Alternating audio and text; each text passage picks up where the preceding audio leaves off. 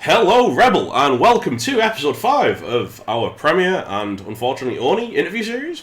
I am joined by the Sage this week. Hello, Sage. Hi there. Hey there, Um, Rebel. Thank you, by the way, so much for coming on and taking time out to join us. I always appreciate when coaches give up their own time to help us make content. My pleasure, man. And I also want to say congratulations on your victory in the round of 16, continuing the Slaneshi domination of the Rebel. Yeah, that was brutal.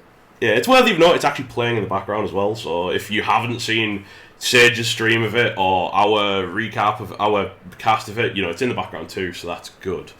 You're in for some bloody north. Yeah, I felt kind of bad for Sam, unfortunately. Yeah. Now, obviously, I know a lot of people know you as the Sage, but if you want to give us a quick, just a very quick summary of who you are, that would be great, please. All right. So, yeah, I'm the Sage. Many of you will probably have seen me around already. I am a global coach, first and foremost. Been playing for 5 years now, going on six, and actually almost six. Yeah. And I play in five scheduled leagues, one over on Fumble and four on Blubble 2. And I stream this live on Twitch and also post my matches on YouTube, usually about 2 weeks later, though. Perfect. Thank you. Now, as our format usually goes, we have 16 questions split into two halves to kind of keep the theme nice. We've got a mix of regular questions and coach-posted questions. And we'll crack on with the first half, which is mostly about Blood Bowl itself. So, Excellent. our first and regular question, it's a stock one, unfortunately, but how did you get into Blood Bowl in the first place?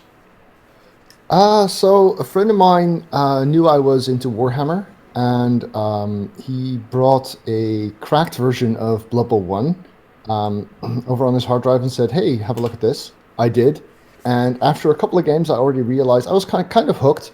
But I was playing against the AI, and I realized, wow, the game is so good, but the AI isn't. So then I googled the phrase "good online community Blood Bowl" because I wanted to see whether I could get online games before I decided to buy it. And that Google search phrase brought me to Fumble instead of the Blood Bowl PC game. And that's where I wound up January 2011 and played there for ages. So I was really a Fumble coach through and through until Blood Bowl 2 came out. Okay, so that's an interesting way of getting into it. A lot of us obviously came in from the board game, and you kind of didn't really kind of come in that route. That's an interesting entry to the sport, as it were. I think before I got Blood Bowl 1 from a friend, I played maybe 3 turns of the board game back in a bookstore where they showcased it when I was an early teenager. But after that, I had no idea it existed until someone dropped me the game, and Awesome. I've been hooked since. As are we all, for our sins. Now, from Dreamify of the Jungle Corsairs, Hmm. what team did you start playing with? And as a follow-on, which team was your first love? Ooh. I started playing the single player game as Wood Elves, and that taught me some pretty bad habits. And I don't really count single player because it's not real Blood Bowl. So I would say my first real team was Dark Elves over on Fumble, the team of the Spider Queen, and I'd say that same team was also my first love. I had a really lucky run early on. I think it was match 4 when I got 2 plus strength on linemen there, and one of them is actually my highest star player point player to date. He's got 300 something star player points. He's a line elf with plus strength, mighty blow, piling on, tackle, and lodge. Wow, He's pretty cool. that's a stat monster. The doubles and stats on Yeah. that is upsetting to me. Yes. He's the number one dark elf lineman on. I can see why with a stat line like Yeah. that. I actually so Fumble has these healing potions which you get one off if you played in the first million games on the site, and one if you played in the second million games on the site. And I used one on him because he had minus agility and minus movement, so he was basically a chaos warrior at that time. But I decided to use a potion and get him back to full health. That's awesome, and a really cool feature of Fumble. Actually, I've never really played Fumble, so that's a lot of it is quite new to me. I've tried getting into it, but I think because I came in the other way round, I just was a bit the UI puts me off a little bit. I think, Yeah, visually, it's nowhere near as good, obviously, but they do have some really good coaches and a lot of going around. What I like about it is that they facilitate the fluff and the leagues from the inside of how the game works, so from the website, which is central to the game. Whereas with Cyanide, it's more like they have the open ladder, and you can organize a league, but you have to do everything yourself outside of it, like with the new website. Absolutely, and we're really proud of the website. Actually, we've put a lot of time into hopefully making it, the new exciting thing for our coaches and the new home for our content as well. Now, another regular question, because I really like this one. Someone asked it in like episode 1, and it's kind of stuck. But it's a two-parter. What is your favourite skill in the game, and what is your favourite player in the game? As in, like, any piece from any team. Wow, that is such a big question. My favorite skill. Oh, there's so many. Jeez. I guess I'd have to say diving tackle. Okay. Diving tackle would probably be my favorite skill because it goes with so many teams in such a fun way. I really love diving tackle on a Saurus, for instance. Yeah. That kind of thing works so well. I've also got a diving tackle spam chaos team. Lovely stuff. Not the right way to build them, but a fun way. As for favorite player, yikes. Maybe the Saurus. I think the Saurus is so good in terms of what you can do with it, in terms of how incredibly cheap they are. I think Saurus would be my favorite player. Okay, that's actually kind of surprising. I don't think I've ever seen you play Lizards. I mean, you probably have, because I'm assuming the amount of time you spent on things like Fumble and stuff, you probably played almost every team. But certainly Yes. not one I've seen you play. I've played maybe 50-ish games in Cole with Lizards. There's a huge playlist of those on my YouTube. I also currently play Lizards in the UKBBL. That's my worst performing team of the 5 leagues that I play in. So they're in number 3 now, I think. Number 3. Oh wow, that's Yes. such a terrible performance, Serge. You should be ashamed of yourself. Well, yeah. So I'm having a really good round of play at the moment. I just won the. Should I do the brag thing here? Maybe not. Never mind. We'll let you fit a humble brag in at some point, I promise. Yeah. Okay, so question from Walkathon. He actually posted this last week, but again, it's such a good question that I've tagged it along for this week as well. Sure Walkathon thing. of the Asterox. It's another two-parter.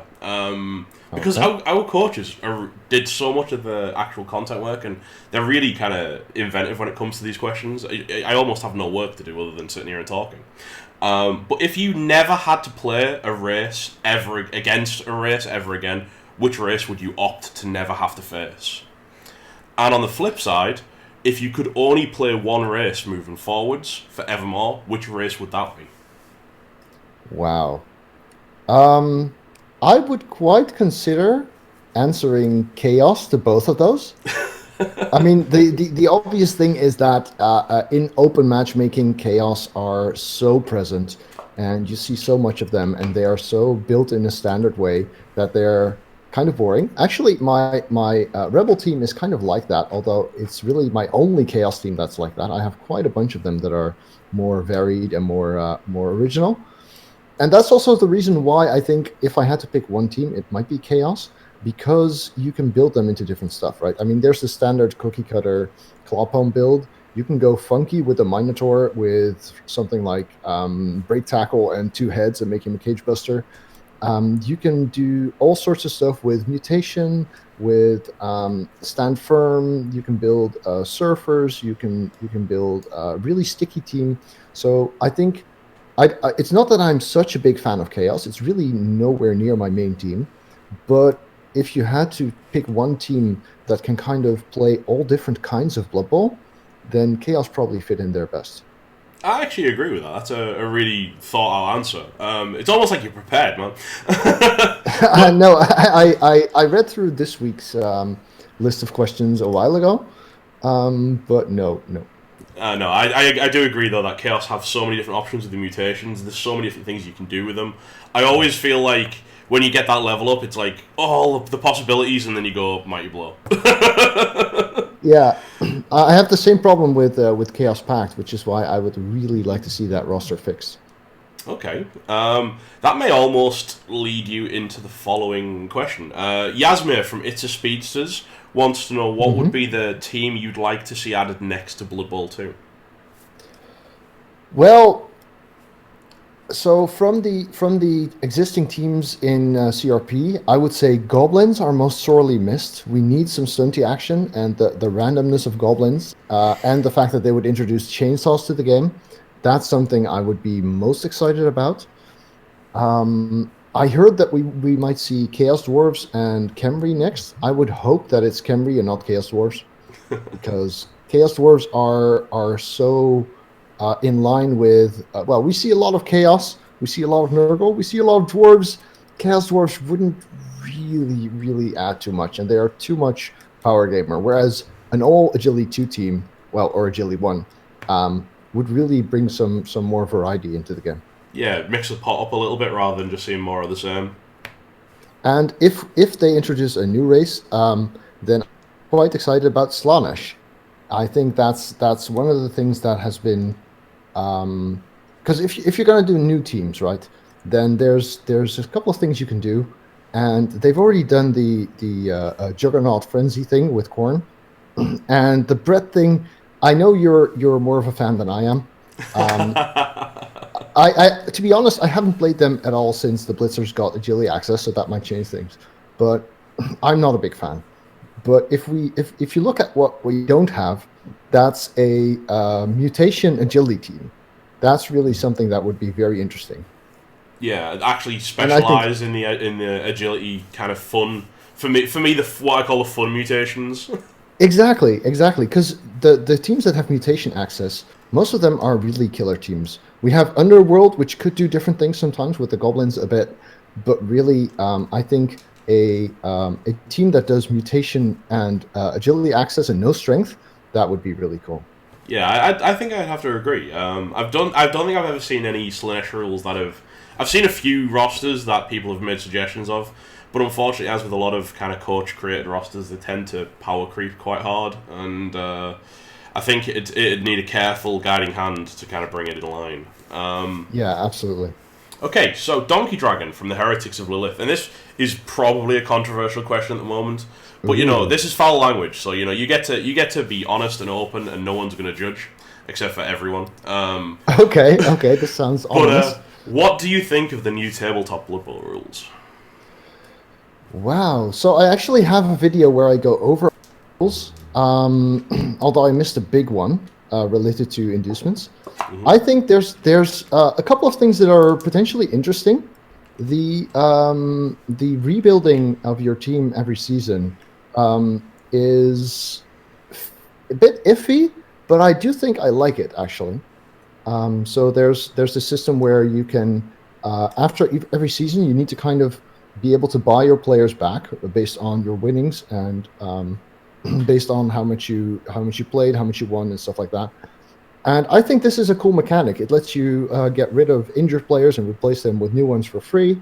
It keeps the level of the team value that you have across the league kind of down a bit, which makes it easier for new teams to join the league.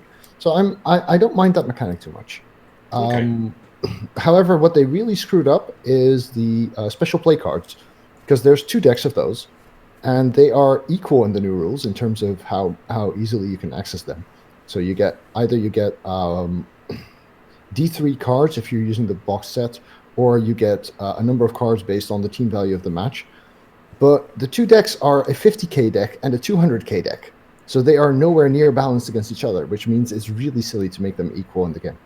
Yeah, that always struck me as being a... Guys, come on, have you actually played against, like, power gamers before? Because exactly. Bad things are going to happen if you do this. It seems like they didn't play test it nearly enough. I And the think, other one is the inducement rules, and this is more one that has some discussion. So they don't have the cash phase, so they just allow the overdog to spend team value, spend treasury on inducements, and the underdog doesn't get anything, which really sucks. And the argument there is, well, you need that money to rebuy your team at the end of the season, so it's not that easy to spend it and keep going. But I think teams like Undead, for instance, will have a lot of money left over, and they'll be able to induce wizards quite frequently. yeah, and the whole thing of just if you are coming into an important match and you're already the overdog, having a free wizard up your sleeve on top of that feels a little bit bad. Yeah, exactly, exactly. Okay, so almost to the end of the first half now.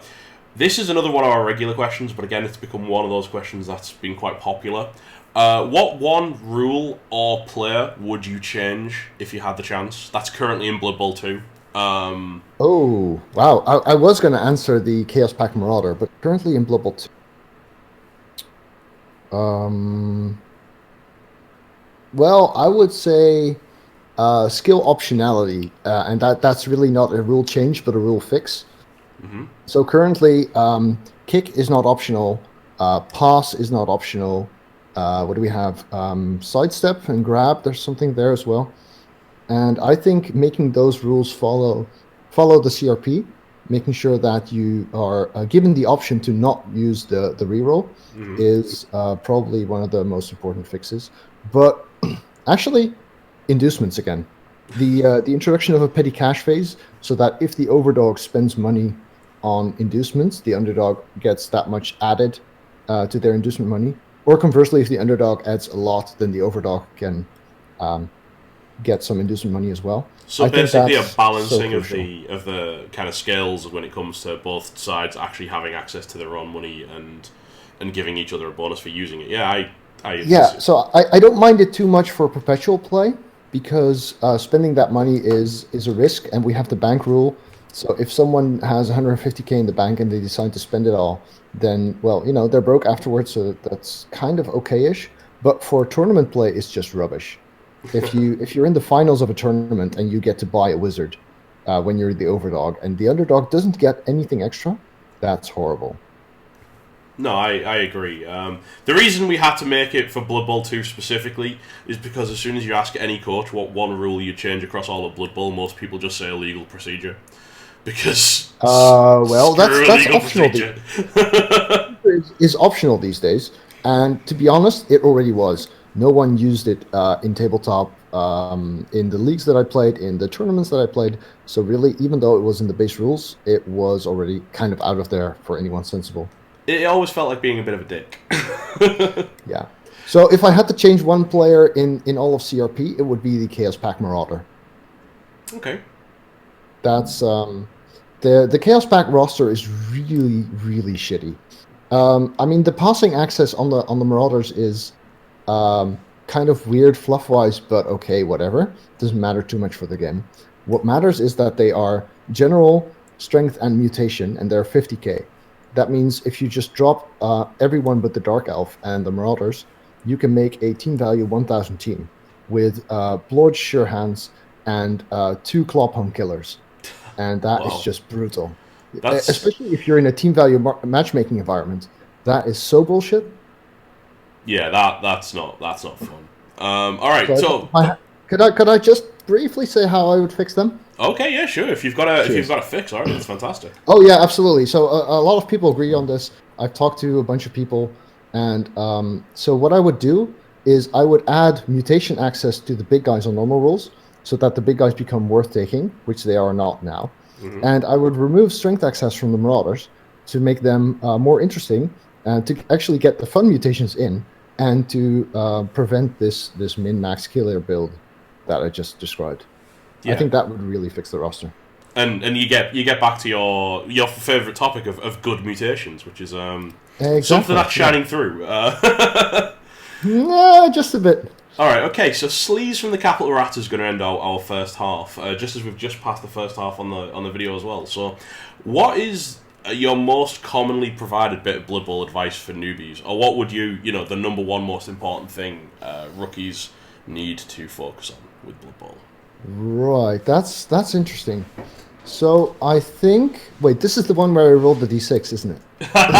He asked for the D6, but we're not gonna adopt the D6. That could be an entirely separate show, to be honest. Yeah.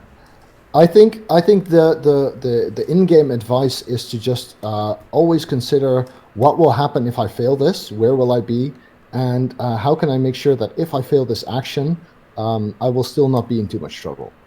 As for more meta advice, I think it's really important to remember that it's a game, to realize that even if you get diced, there's probably something you could do to play better. Because it's really tempting to say, well, the dice were against me, and that's why I lost. And that mentality will actually prevent you from learning. So even if you're pretty sure you get diced, you might not be, but even if you're pretty sure, then focus on the things you could have done to make it better. Focus on the things you could have done to take fewer risks, to roll fewer dice, make better decisions, stuff like that. That's the way to get better. Absolutely great, and you could even call that top sage advice. Yes, absolutely. All right, cool. That's the first half done with. So we're going to move on to the second half, which changes away from not just Blood Bowl so much, but it's a bit more open and a bit more about Rebel and about you as well. So we're going to open with Solar Dragonfire, who coaches Yeti to Party from Rel 1. And he wants to know what caused you to join the Rebel in his words, the humble Reddit League of Fun and Thunder. But that's just us, basically. For me, it was really I realized that I would have time for. Oh, sorry about that noise.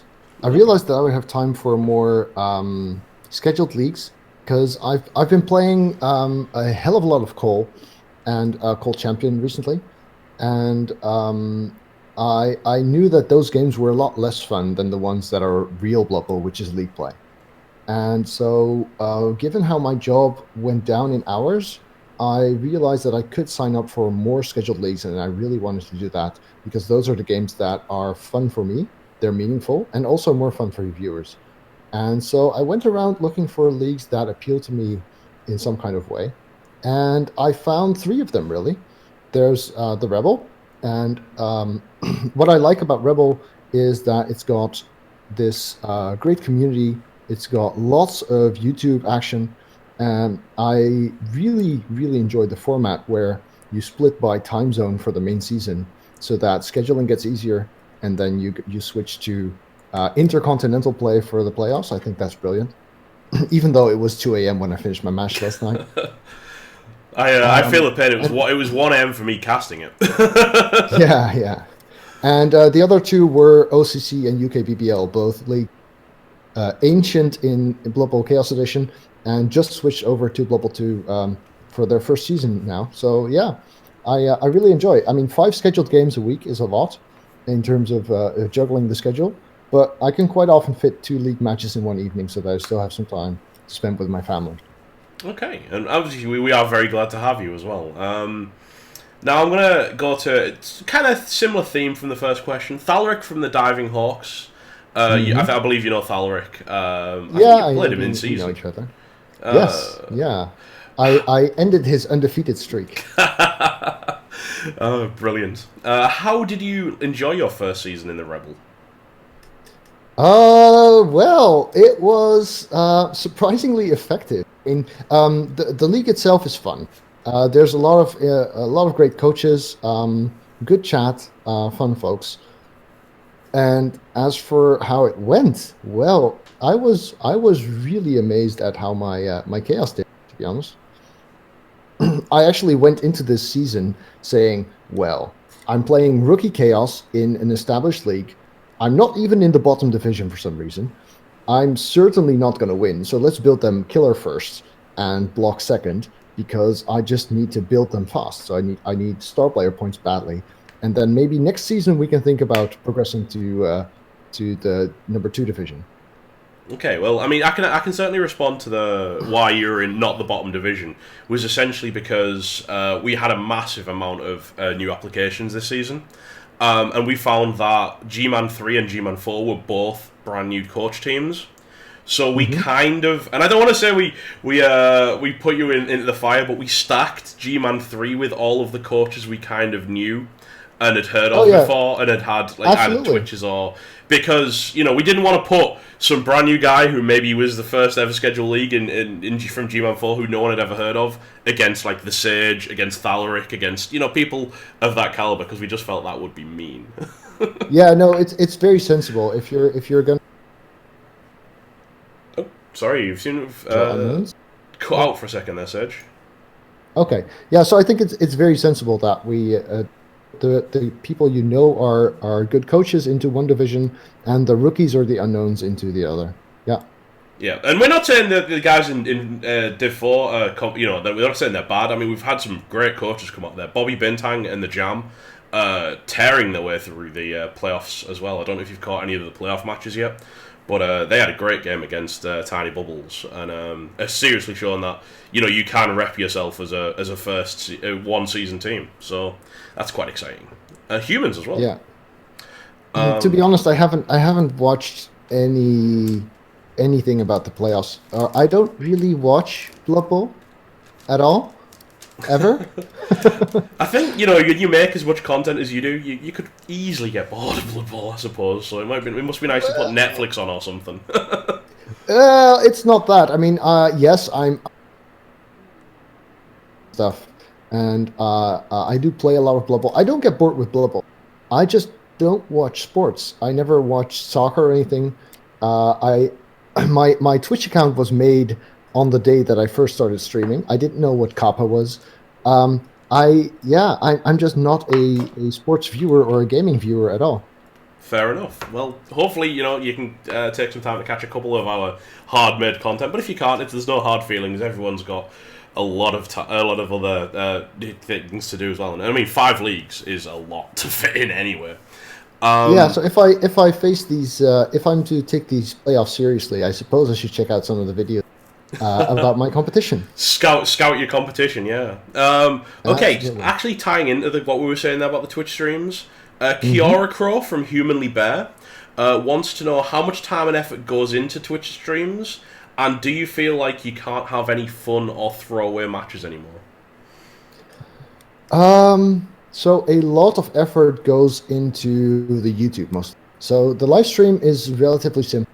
I mean, I've got my setup and everything works usually, and if I play a lot and people can watch, but in order to get those matches up on YouTube, I do quite a bit of editing work, especially with the highlights and stuff like that.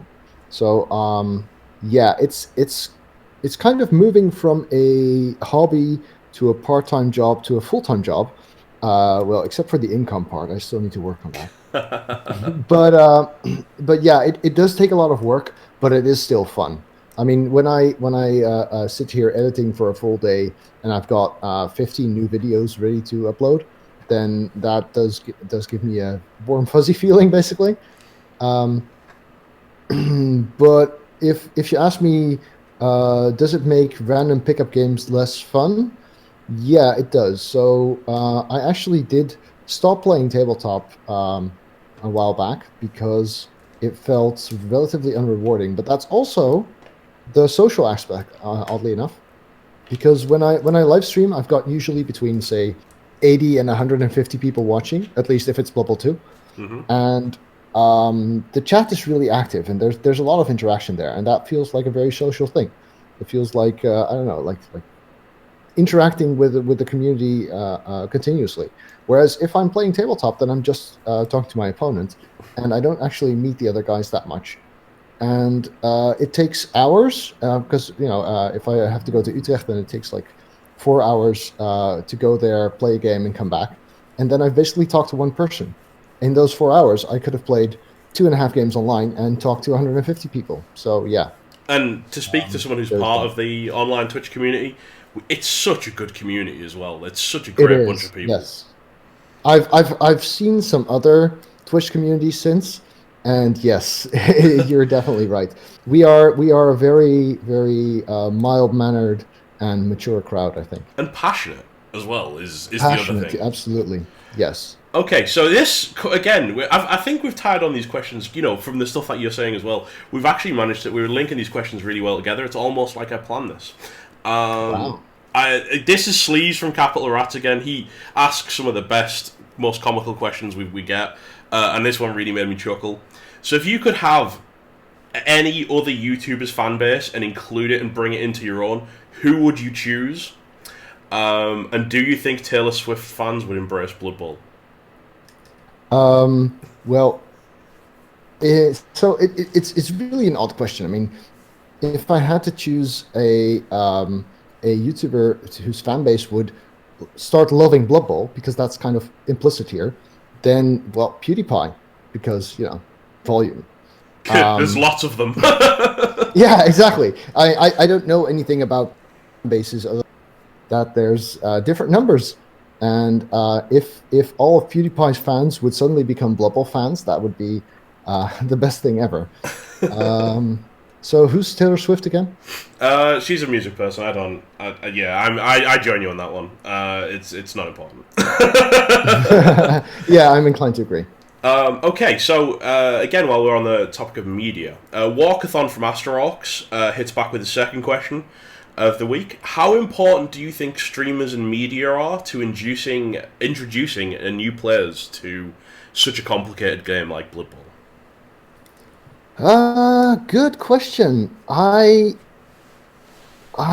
a bit unsure about this. So, like I said, I'm not a viewer. I never was. So, for me, learning to play Blood Bowl was, for a large part, the discussions with the Fumble forums. I've seen so many skill selection threads and so many, hive mind wise. That's really where I learned what I learned about the game. But I think for a lot of new people, the YouTube and the Twitch videos do help a lot.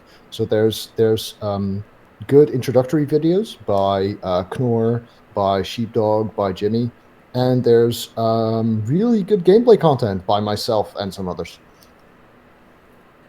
Okay, so fairly important would be the would be a good. I think. Yeah, I do think I would really like to do a tutorial series. It's quite high on my to-do list, but stuff keeps popping up.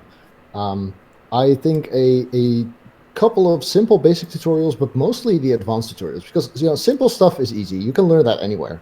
But Mhm. really, the more higher level mindset of how to approach a game as a whole, how to think about how the game works, that kind of stuff is probably missing in many tutorials. And to be honest, I could tell you from experience that our rookie division, they're crying out for something like that. I'll be honest. They Yeah. just can't find anything of that kind of caliber and perspective. So I do have a playlist with teaching games, so those might be relevant for them. So this is not really a thought out tutorial, but it's people who approach me and they hire me to teach them to play Blood Bowl. And so I have them on Discord or Skype or whatever, and we play a match, or I watch a replay of theirs, and I give them feedback and tell them how I would approach things, and most importantly why. And yeah, there's a lot of people who really seem to learn a lot from that, even just watching them without being the one taught. Basically, that might be Nice. worthwhile if you're new. Okay, that's cool. Now, again, it's almost like we're almost marketing your Twitch and YouTube presence anyway, but Lydia's from Fruity Kisses. In a couple of sentences, nothing too complicated, how Hmm. would you market yourself as a Twitch and YouTube presence to somebody who's never seen you before? If you had to sell what you do, what would you say? All right.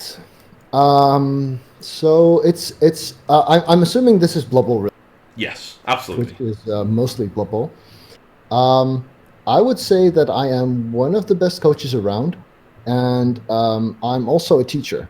So I in my day job I teach it, and that means I'm probably fairly skilled at explaining complicated stuff in a way that you can understand. From the bottom up. Why is this the case? Not just what do you do, but why do you do it? How's your decision process? And I'd like to think that that helps a lot of new coaches learn, but it's also just a great community So even if you're just hanging out in chat and kind of half watching the game, you're still gonna enjoy the stream because they're just really fun people. Okay, that's really good. I was actually going to add my own comment here. I know Squiggy, is one of my close friends, Mm-hmm. and his son refers to your YouTubes as Beardy Man Football. Yeah. So that would be how would I market you? Beardy Man Football. Really fun football. Yeah, absolutely. Yeah, he told me that his son just my YouTube and then sat down and said that. Yeah, really good. It's cool. So He's 3, isn't he? he's about 3. Yeah, he's quite, Yeah, brilliant. but he's enjoying Blood Bowl already. So he's going the right direction. Yeah, so if you're asking how important is YouTube to bringing in new coaches, then, well, it works on 3-year-olds.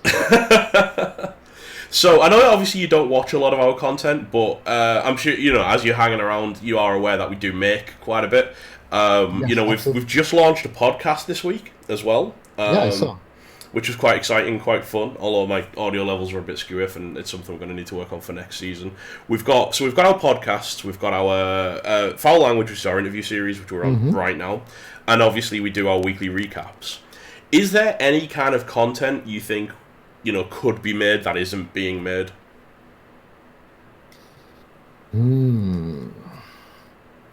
Gee, wish I thought of this question beforehand because I'm now. I think the Rebel is probably one of the best covered leagues in terms of content. So I think if we wanted more content, I would say other leagues could look to Rebel to see just how much you can make around the game itself, because there's so much going on here. I would probably look more towards refining the formats that we have, add more and more. Okay, cool. And a final one, an easy one to end out the second half. What other games are you currently enjoying? So I recently got back into Crusader Kings 2, that for ages, way before I started streaming. And right now I do, every Monday evening I play Crusader Kings 2 together with Sheepdog. So there's a series that we just finished day before yesterday where we play Vikings going from Count to Emperor. So Crusader Kings 2 is a game, it's a really deep strategy game. And instead of playing a single ruler or a single country, you play a bloodline. So your character can die, and then you're playing his eldest son, who's fighting his younger son for the titles that he left behind, stuff like that. It's really cool. That sounds like a really cool prospect, actually. It's very interesting. There's a huge amount of generated narrative surrounding everything that can happen to your character. You need to raise your own kids and make sure that they grow into proper heirs. And there's intrigue, and it's brilliant. If you don't know the game, check it out. And another one that I haven't played in a while, but that I would really is Kerbal Space Program. If you're at all into nerdy stuff, really thought out things. So Kerbal is a game where you play a space agency, and it's actually a pretty accurate physics simulator. So you can build your own spaceship. Based on parts which you fit around each other in 3D, and you can say, okay, the engines go here, the fuel tanks go here, and then after I burn this much, they detach, and you get fuel lines, and so your job is to get a ship to a certain moon or a planet, and you can create probes, and it really taught me a hell of a lot about the physics of making a starship. A spaceship. The orbital mechanics and stuff like that. So it's kind of nerdy, but it's really cool. Highly recommended. Sounds fun. Okay, so that's actually the second half completed, and now we've got a quick overtime, which is like a quick fire round, and it's all about one theme, and you probably guessed because there's been nothing said of the lamp yet. All of the overtime, it's 10 questions, geez. it's 10 words or less kind of answers, and it's quick fire overtime about the lamp. So, Really. because there was surprising amounts of questions, and it was like, you know what, I'm gonna have to address this somewhere. So I kind of just shoved it in at the end as a bit of fun, just to wind down. All right. Okay, so did you ever, did you realize when you placed that humble lamp there, it would be a thing, or is it just something that you've always had lying around? I just got it the day before. It was a present, and I put it there thinking, "Oh, nice, a bit of background." So, people want to know, does it give you any special powers? Does it give you any control over the dice? It gives me hypnotic control over my viewers, which is why they keep watching. That's a good answer. I like that. And do you really love the lamp, or are you just saying it? I love lamp. Fantastic. Okay, that's cool. We actually survived the full length of a match then. Right, fantastic. Thanks, Serge. I hope you had a good time. My pleasure. Thank you for having me on. This was great. And all of you Rebel people, and thanks for listening. Thanks for watching. And see you on the pitch. All right, and if you've got any other plugs you want to put in, your quick humble brag, you can fit them in here as well, Serge. I'll let you off. Plugs, sure. In case you don't know it, you TV/the_Sage_BB and on YouTube /C/TheSageBB. Yeah, humble brags. I think UKBBL is the only league that I'm not winning, so that's kind of cool. Awesome. And is there any coaches in the league? This is just a question, kind of. You don't have to answer, or if you don't want to comment here. But is there anyone you'd like to see come on the show as my next victim? Oh, geez. Did you have Gengar on yet? No. That would be fun. Okay. I think that would be fun. Cool. Well, we'll see if we can make that happen. I know he's actually chomping at the bit to get on, so potentially that could be quite exciting in and of itself. But thank you again for joining us. Thanks for giving up the time. It's been a genuine pleasure. This has been the 16 Terms on the Pitch with Sage. Foul Language, Episode 5 complete. We'll see you next week, folks. Thanks for joining us and stay classy.